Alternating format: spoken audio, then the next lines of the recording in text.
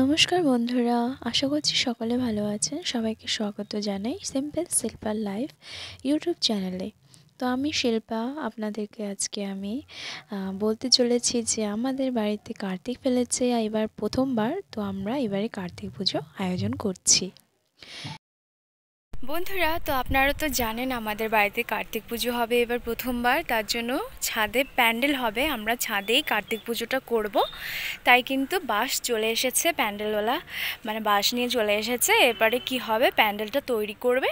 তো প্যান্ডেলটা কিভাবে তৈরি হবে, কেমন হবে, সেটা সম্পূর্ণ ভিডিওটাতে থাকবে। প্লিজ আপনারা ভিডিওটা স্কিপ করবেন না, পুরো ভিডিওটা দেখবেন। প্যান্ডেলটা তৈরি হওয়ার পরে আমি আপনাদেরকে দেখাবো, ঠিক আছে বন্ধুরা?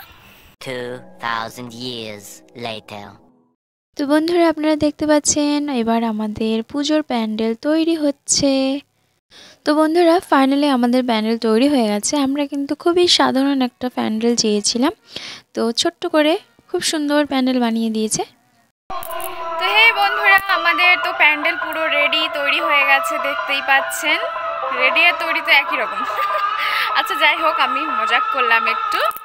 তো তৈরি হয়ে গেছে আমাদের পুজোর প্যান্ডেল। তো ছোট করে প্যান্ডেলটা করতে বলা হয়েছে, তো ছোট করেই করা হয়েছে। তো মেন উদ্দেশ্য ছোট বড় কিছু না, আমাদের মেন উদ্দেশ্য হলো যে মন থেকে পুজোটা করা। তো এবারে আমরা প্রথমবার করতে যাচ্ছি কার্তিক ঠাকুরের পুজো, যে আমাদের বাড়িতে এসছেন। তো পুজো করব পুরো মন থেকে। আর ভিডিওটা অবশ্যই থাকবে, আপনারা পুরো ভিডিওটা দেখবেন বিনা স্কিপ করে। তো ভালো লাগবে আমারও, আর আপনাদেরও দেখে ভালো লাগবে। বন্ধুরা, যেহেতু বাড়িতে পুজো, তাই আমি কয়েকটা ঠাকুরের বাসন বের করে নিয়েছি মাজার জন্য। এরপরে আমরা চলে যাব সোজাসুজি বাজারে। আর বলতে বলতে দেখুন বাজারের সিনটাও চলে আসলো। আর এখানে এসে দেখছি দশকর্মা ভাণ্ডার মানে দোকানে ছোট্ট ছোট্ট কার্তিক ঠাকুর, ভীষণ কিউট কিউট। তো আমরা এখানে আগে দশকর্মা যত কিছু ফর্দতে লেখা রয়েছে সে সমস্ত কিছু নিয়ে তারপর সোজা চলে যাব বাড়ি। 2000 years later. বন্ধুরা, আপনারা দেখতে পাচ্ছেন রাত জেগে আমরা এখন ডেকোরেশন করছি। তো অনেকটা হয়ে গেছে, পুরো কালারিং পেপার দিয়ে আমরা করার চেষ্টা করেছি আমি আর আমার ভাগনা মিলে। আর এই যে আরেকজন এসে সবে এসে ডায়লগ মারছে।